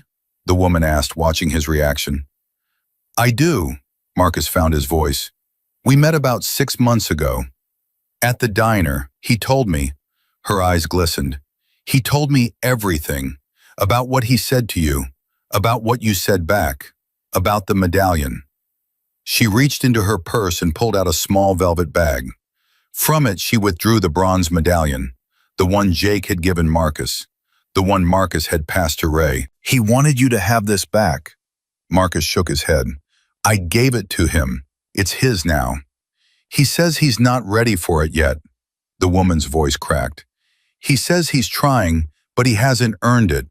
He says when he does something that matters, really matters, he'll take it back. Until then, he wants you to hold on to it. She pressed the medallion into Marcus's palm. My son is not the same man he was 6 months ago. Tears spilled down her cheeks. He volunteers at the shelter in Pine Ridge now. Every weekend, he's helping build a new wing for families with children. He told me it started because of you, because of what you taught him in that diner. Marcus looked at the medallion. The bronze was warm, as if it had been holding heat, waiting. He didn't need me to teach him anything, Marcus said quietly. He just needed to remember what he already knew. Maybe, the woman wiped her eyes, but you gave him the chance to remember. That's not nothing, Mr. Brennan, that's everything. She turned to go, then stopped at the door. He's proud of you, you know. Reads about you in the papers. The papers? The Meadow Creek Gazette. They did a story last month. Local mechanic, community hero, something like that. Ray cut it out, keeps it on his refrigerator. She left before Marcus could respond. He stood in the empty office, holding the medallion, feeling the weight of ripples he'd never expected to cause. Walter appeared in the doorway. Everything okay? Yeah. Marcus slipped the medallion into his pocket. Just an old friend checking in. Looked like more than that. It was. Marcus headed back to the garage. It definitely was. The Ford waited on the lift. Marcus got back to work, but his mind was elsewhere. 6 months. In 6 months, Ray Morrison had gone from mocking a homeless man to building shelters for families. In 6 months, a moment of cruelty had transformed into something that looked almost like redemption. The medallion felt heavy in his pocket, heavy with history, heavy with possibility. That evening, Marcus picked Ethan up from school. The boy came running out with a backpack bouncing on his shoulders, waving a piece of paper. "Dad! Dad, look!" Marcus caught his son in a hug, then took the paper. A math test. Big red A+ at the top. "Buddy, this is amazing. Mrs. Patterson said I'm one of the best in the class." Ethan's face glowed with pride. "She said if I keep it up, I might get moved to the advanced group." "That's incredible. I'm so proud of you. Can we celebrate? Can we get ice cream?" Marcus pretended to think about it. "I don't know. Ice cream is pretty serious." "Dad!" Okay, ice cream it is." They drove to the little shop on Oak Street, the one with the handmade waffle cones and the owner who always gave Ethan extra sprinkles. Marcus watched his son devour a chocolate sundae, marveling at how different everything was. 6 months ago, ice cream had been an impossible luxury. Now it was just Tuesday. "Dad?" Ethan had chocolate on his chin. "Can I ask you something?" "Always. Do you ever think about the motorcycle guys?" Marcus's heart stuttered. "Yeah, buddy. I think about them a lot." "Me too." Ethan stirred his ice cream thoughtfully. "I told my friend Tyler about them. He didn't believe me. He said bikers are scary and mean." "What did you say?" "I said he was wrong. I said they were the nicest people we ever met." Ethan looked up. "Was that okay?" "That was perfect. I wish I could see them again, just to say thank you.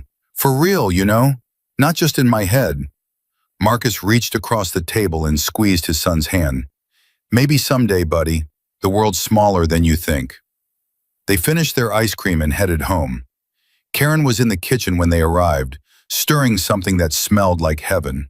"Good day?" she asked. "The best." Marcus showed her Ethan's test. "Look at this genius." Karen made a huge fuss, which Ethan pretended to be embarrassed by, but secretly loved. Biscuits circled the kitchen, hoping for scraps. The house felt full in a way that had nothing to do with square footage. After dinner, Marcus helped Ethan with his homework, then tucked him into bed. The room that had been bare 6 months ago was now covered with posters and drawings and a bookshelf full of adventures waiting to be read. "Dad?" Ethan's voice was sleepy. "I'm happy." Marcus kissed his forehead. "Me too, buddy." "Do you think Mom can see us? From heaven?" "I know she can." "Good." Ethan's eyes fluttered closed. "I want her to see that we're okay, that we made it." "We made it," Marcus whispered. "Thanks to her, thanks to a lot of people." He sat on the edge of the bed until Ethan's breathing deepened into sleep. Then he walked downstairs to the porch, where Karen was waiting with 2 cups of coffee. "He's amazing," Karen said. "You know that, right?" "I know." "I mean it, Marcus. The way he bounced back, the way he talks about Sarah, the way he sees the world." She shook her head. "Most kids would be broken after what he went through. He's not broken. He's stronger. He's his mother's son." "He's yours too." Karen handed him a coffee. "Don't sell yourself short. You kept that boy safe through 6 months of hell. You taught him to be kind when the world was cruel. That's not nothing." Marcus sipped his coffee. The night was cool, stars scattered across the sky like the studs on a leather saddlebag. "Something happened today," he said, "at the shop." He told Karen about Ray's mother, about the medallion, about the shelter being built in Pine Ridge. Karen listened in silence.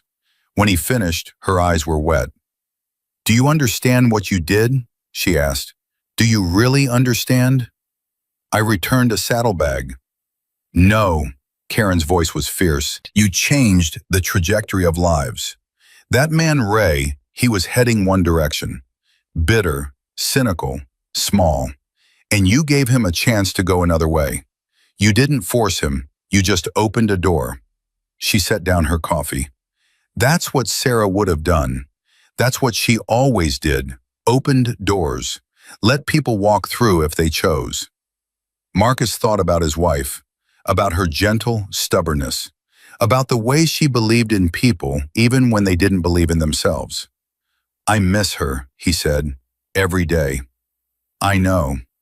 But it's different now. It's not crushing. It's just there, like a scar that healed but didn't disappear. That's grief, Marcus. That's how it's supposed to work. It doesn't go away. It just becomes part of you. The part that remembers what you lost, the part that keeps you connected. They sat in silence for a while. Biscuit came out and laid at Marcus's feet, sighing contentedly. I got a call today, Karen said finally, before you came home. Something in her tone made Marcus look up. It was from someone named Duke Morrison. The name hit him like electricity. Duke? Duke called here? He's in town, or he will be tomorrow, passing through on his way somewhere. Karen's face was careful. He wants to see you, both of you. Marcus's heart was pounding. Did he say why? No, just said he had something to give you, something that couldn't wait. The next morning, Marcus told Walter he needed a few hours off. Walter, who'd heard enough of the story by now to understand, just waved him away. Take whatever time you need. Some things matter more than transmissions. Marcus picked up Ethan from school early. The boy was confused until Marcus explained who was coming. Then Ethan exploded. Duke? The Duke? The motorcycle Duke? The same one. Is he bringing Diesel? The dog? Is Hammer coming too? I don't know, buddy. We'll find out. They drove to the meeting spot Duke had specified, a park on the edge of town, quiet on a weekday morning. Marcus parked the truck and waited. He didn't have to wait long. The sound came first, that low rumble that Marcus would recognize anywhere. Then, around the bend, a line of motorcycles appeared. Not 81, maybe 15. But Duke was at the front, unmistakable, his gray beard catching the light. Ethan was out of the truck before Marcus could stop him, running across the grass toward the bikes. Duke killed his engine and dismounted just in time to catch the boy, who launched himself forward. Easy there, kid. Duke's voice was gruff, but his arms were gentle. You've gotten bigger. You came back. Dad said maybe we'd never see you again, but you came back. Had to. Duke set Ethan down and looked at Marcus, who was approaching more slowly. Got unfinished business. Marcus stopped a few feet away. His throat was tight. Duke. Marcus. Duke extended his hand. Marcus took it, and the handshake turned into a hug. Brief, hard, meaningful. You look good, Duke said, stepping back. Look like a man with a job and a home. Thanks to you. Thanks to yourself. Duke's correction was firm. We gave you tools. You did the work. The other bikers had gathered behind Duke. Marcus recognized some of them. Hammer with Diesel in his sidecar. The woman who'd talked about family you haven't met yet. The old man with the wrinkled face and gentle eyes. We were in the area, Duke explained. Heading to a rally in Nevada. Thought we'd make a detour. I'm glad you did. Duke reached into his jacket and pulled out an envelope. Thick, heavy. This is from all of us, from everyone who was there that day and some who weren't. Marcus took the envelope, confused. What is it? Open it. He did. Inside was a stack of letters, dozens of them, and photos, and at the very bottom, a check. The letters are from people who heard your story, Duke said. It spread, Marcus, the way good stories do. People wanted to write to you, wanted to tell you what it meant to them. Marcus flipped through the letters, catching phrases. You reminded me that good people exist. I showed my son your story. Because of you, I helped a stranger last week. His hands were shaking. The check is from a fund we started. Duke's voice was steady. The Marcus Brennan Foundation. Money for families in trouble. People can donate and it goes to helping people like you were. People who need a second chance. Marcus looked at the check. $37,000. I can't. It's not yours to keep, Duke smiled. It's yours to give. You're the administrator. You decide who needs it. You decide how it gets used. Why me? Because you already proved you know what to do with a gift. You don't hoard it. You pass it on. Duke put his hand on Marcus's shoulder. That's why we trust you. That's why this has your name on it. Ethan was playing with Diesel, laughing as the dog licked his face. The other bikers were standing in a loose circle, watching, smiling. There's something else, Duke said. He turned and walked to his bike, retrieving a leather vest from the saddlebag. He brought it back to Marcus and held it up. On the back was a patch. Not a Hell's Angels patch, something different. A handshake. 2 hands clasped across a road. We made this for you, Duke said. It's not membership. We don't work like that. But it's recognition. It means you're one of us, not a biker, something more, a brother in spirit. He helped Marcus into the vest. It fit perfectly. You wear this, and any club member who sees it knows your story, knows you're protected, knows your family. Marcus couldn't speak. The leather was warm on his shoulders. The weight of it felt like belonging.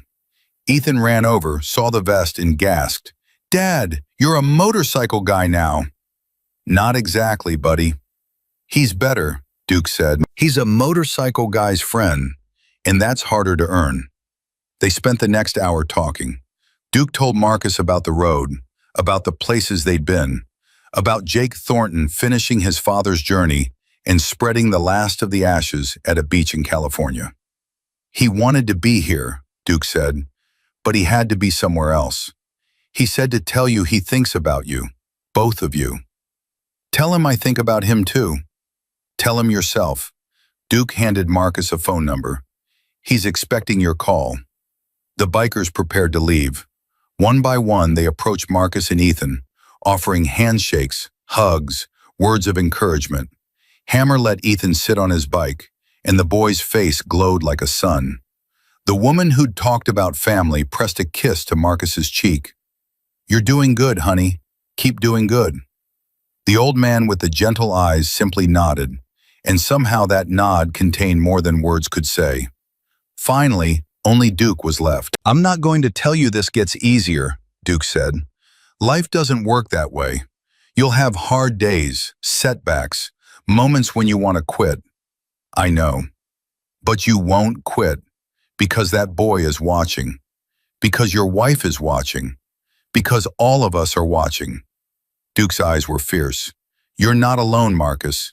You're never going to be alone again. He mounted his bike. The engine roared to life. One more thing, Duke called over the noise. That diner in Pine Ridge? Linda's retiring. She's looking for someone to take over. Thought you might want to know. Before Marcus could respond, Duke was gone. The convoy disappeared down the road, thunder fading into distance. Marcus stood in the park with his son, the leather vest warm on his shoulders, the envelope heavy in his hands. Dad? Ethan's voice was small. What just happened? I don't know, buddy. Marcus pulled his son close. But I think we just got reminded that the story isn't over. That night, after Ethan was asleep, Marcus sat on the porch and read every letter in the envelope. Stories of strangers who'd been inspired, families who'd been helped, children who'd learned about kindness because their parents showed them Marcus's story. The ripples. The endless, impossible ripples.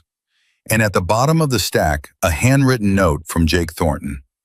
My father said kindness is a stone thrown in water. You never see where the waves end.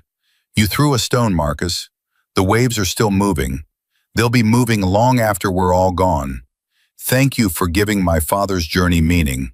Thank you for giving me hope. See you on the road, brother. Jake. Marcus folded the letter carefully and put it back in the envelope. The night was quiet. Stars burned overhead.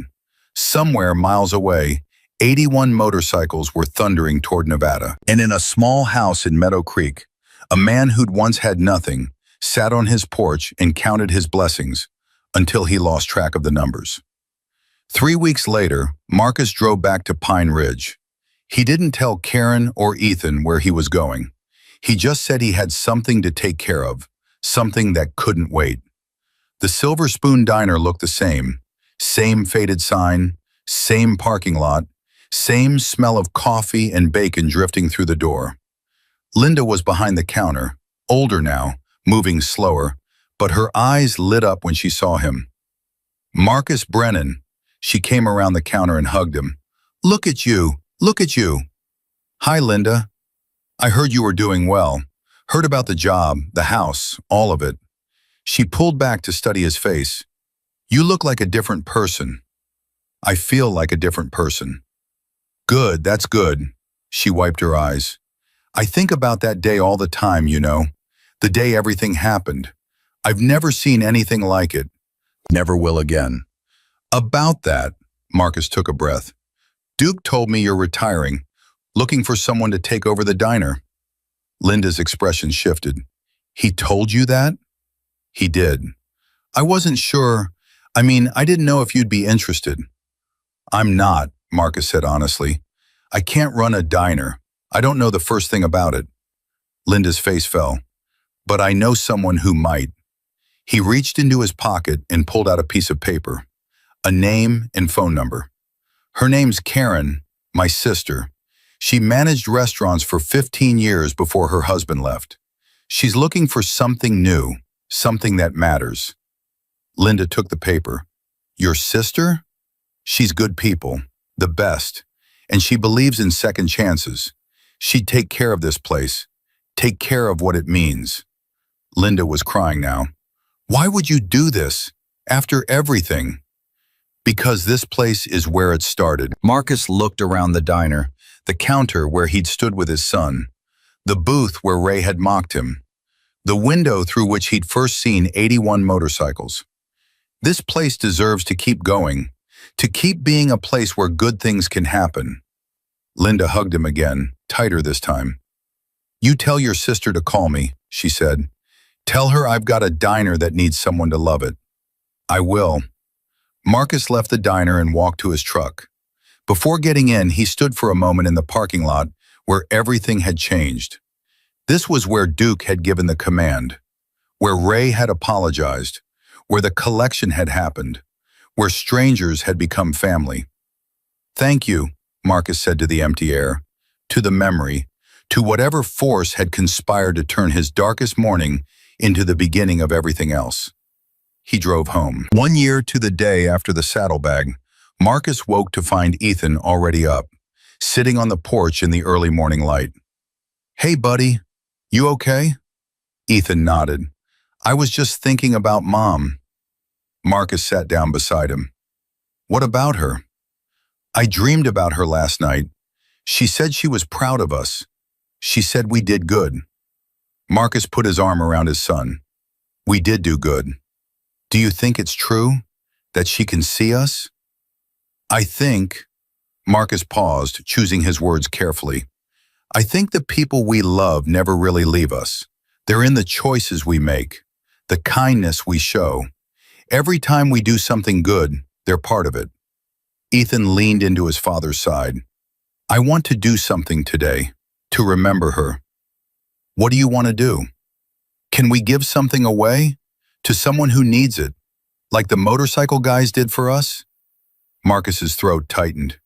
Yeah, buddy, we can definitely do that. They drove to the shelter in town, the one Marcus now volunteered at on weekends, the one that received funds from the foundation with his name on it.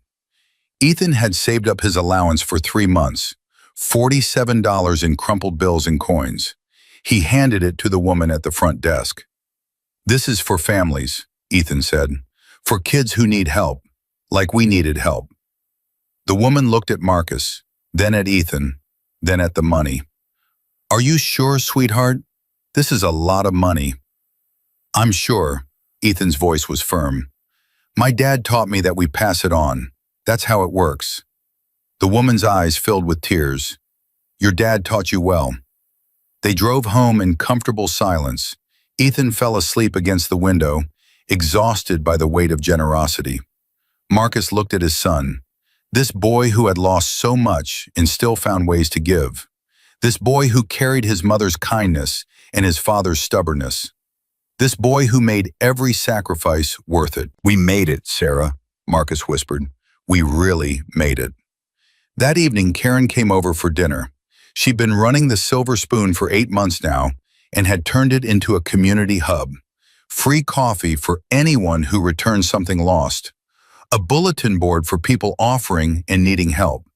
A table in the back reserved for families who couldn't afford to eat. "Linda called today," Karen said. "She's coming to visit next month.